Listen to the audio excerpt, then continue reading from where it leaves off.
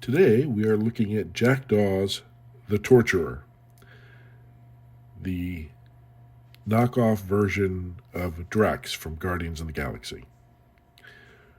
Ordinarily, I'd be showing you an art box, but this is the box it came in. Cardboard. A lot of cardboard. With the Jackdaw serial number. And that's pretty much it. It's nice cardboard. It's brown. And apparently it's made in China. That's fantastic. But I know the question you're all really asking. What's in the box? Okay, let's take the cover foam off and take a look at what's in the box. You can see the figure itself, some accessories, and really that's about it.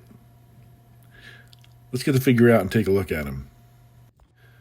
All right, here's the Torturer on the round table. I will say he's very sturdy feeling. He's got a good amount of mass to him and weight when you pick him up. He looks okay. The first thing that cries out to me are the proportions. He's big and bulky enough, but his arms are a little stubby and his hands a little small. How much that bothers you? Up to personal mileage. I think you can get away with some of it by posing him with his arms bent or moving him around. Clothing is decent. It's fairly well weathered. And the vest hides some pretty ugly shoulder joints. But let's take a close-up look, get a better look at the head sculpt. All right. Here's the head sculpt. I can definitely see David Bautista in there. It looks like him. He's got a pretty easy head to sculpt, I would imagine. The markings do go down and continue past his head, down to his neck. And he does have the beefy look that Bautista had, at least during the first Guardians of the Galaxy. Eyes are well painted, a little bloodshot, but that's okay. The body definitely has some kind of padded suit on underneath it, which I'm not even sure was necessary. The gauntlets and the boots are all sculpted plastic, but they did a really good job with sculpting the straps. They look like material.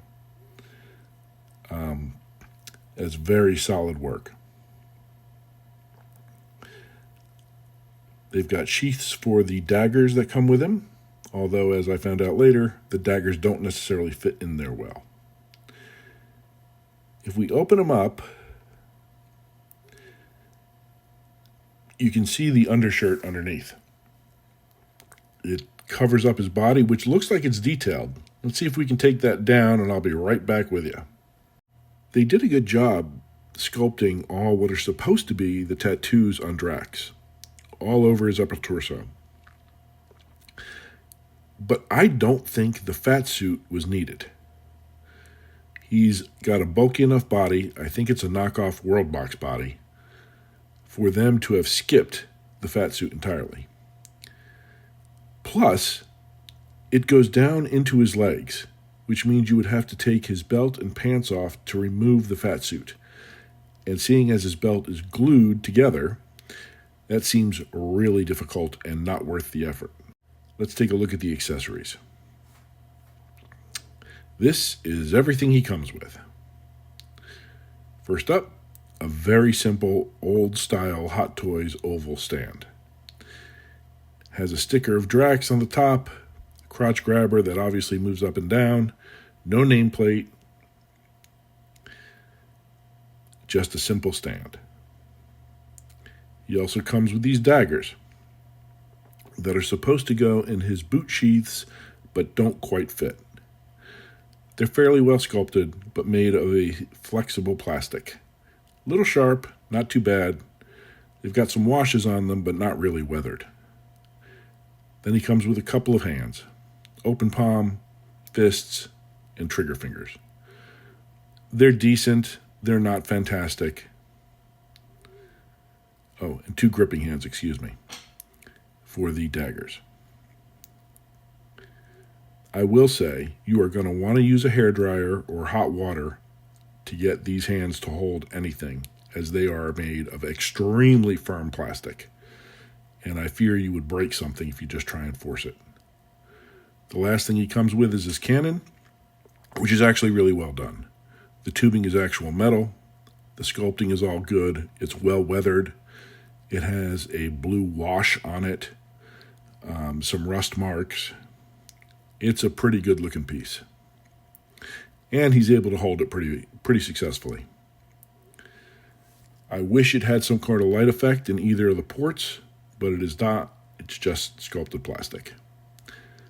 And that's pretty much everything he comes with. We're going to take a little bit closer look at the daggers and compare them to the Hot Toys version in just a second here. Okay, so Hot Toy dagger on the bottom, Jackdaw on the top, or now on the right.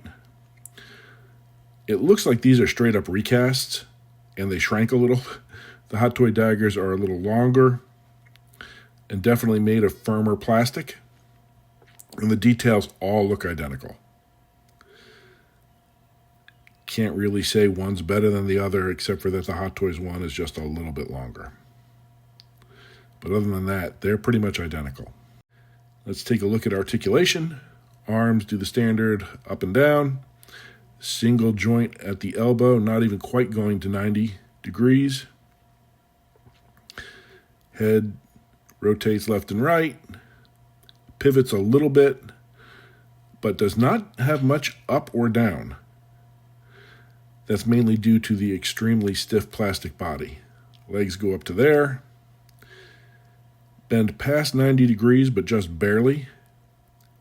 Hinge and swivel in a split cut boot.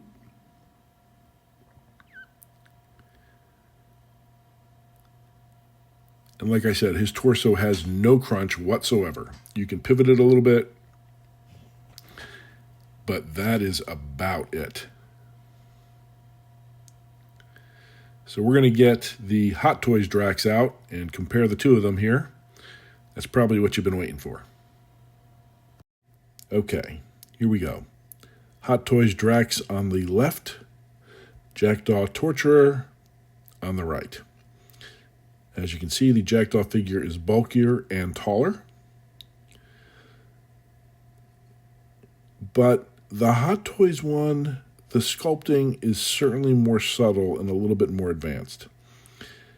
If Drax is supposed to have tattoos, the tattoos on the Jackdaw figure are really raised. They don't look like tattoos. They look like either scarrings or pieces of material that were glued on. It's especially noticeable on the back of his head.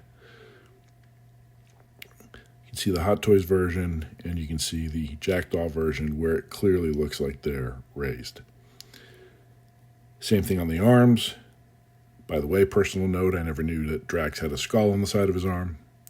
But you can also see how much bulkier the Jackdaw figure is. He's standing a fair amount taller than the Hot Toys version. We're going to get Star-Lord out here in a second and compare them to him. And we'll see which one looks better. The Hot Toys one definitely looks like Batista is a little emaciated. He's definitely thicker than that. All right. Let's get Star-Lord out. Here he is with Star-Lord. Now, Chris Pratt is about 6'2". David Batista is about 6'5", 6'6", probably 6'5", because the wrestlers always extend their height. I honestly think he's a little bit too tall. You compare the Hot Toys version, and I think the Hot Toys version actually, if they were real people, would scale more accurately. I think Hot Toys has it right. I personally like a slightly larger and bulkier Drax, but that's just me. I will say something else. This figure is very difficult to stand on his own without his stand. He wants to topple forward all the time. In my little trying to get him to pose here, he must have fallen about 7 times.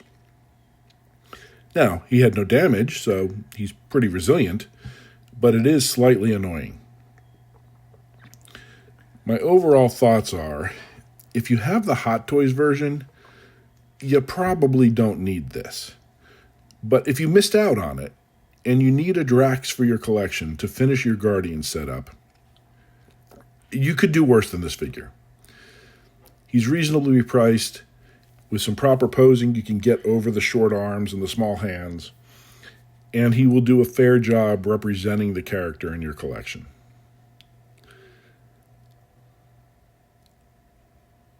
I would not say that he's a must-have, and hopefully at some point Hot Toys will do a Drax version 2.0, but in no way am I holding my breath for that. It would be nice if some company could do this with seamless arms, because the single-jointed elbows on both figures are kind of annoying. Anyway, those are my final thoughts. Thanks for joining and putting up with me. Should have more reviews coming soon. Please feel free to like and subscribe. I'd appreciate it. And I hope you guys all have a great day. The review is over.